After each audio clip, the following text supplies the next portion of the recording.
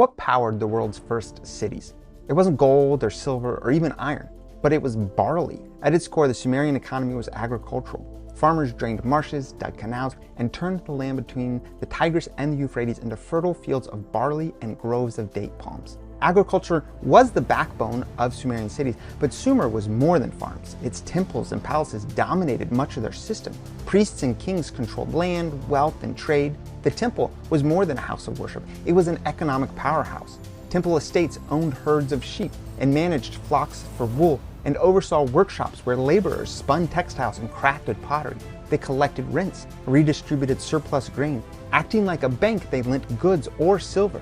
They served as the city's warehouse, factory, and treasury all at once. The temple dominated Sumerian economics, but private merchants did carve out their own space, forming trading firms, setting up outposts abroad, and building an early version of entrepreneurship.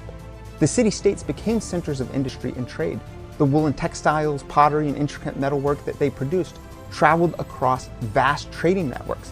By land, traders reached the eastern Mediterranean. By sea, they sailed all the way to the Indus Valley. They exported wool, grain, and crafted goods, and in return brought back copper and tin for bronze, cedar from Lebanon, silver from Anatolia, even ivory from Africa. To manage all this, Sumerians created some of the earliest forms of business law. Transactions were written down, fraud was punished, and weights and measures were standardized. Some of the very first cuneiform tablets we have are just receipts, contracts, and simple inventories. Trade became more than a way for Sumerians to export goods. Sumerians carried with them their knowledge, their writing, stories, and religious ideas, spreading their culture as far as their trade reached.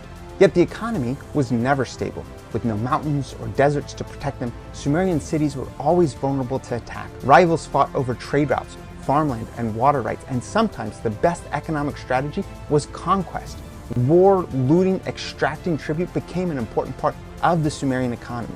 So when you think of the first economy, don't picture coins or banks, picture barley, clay tablets, and caravans carrying the building blocks of civilization itself. And behind that economy were the people who lived it every day, kings and priests, but also farmers, artisans, and scribes.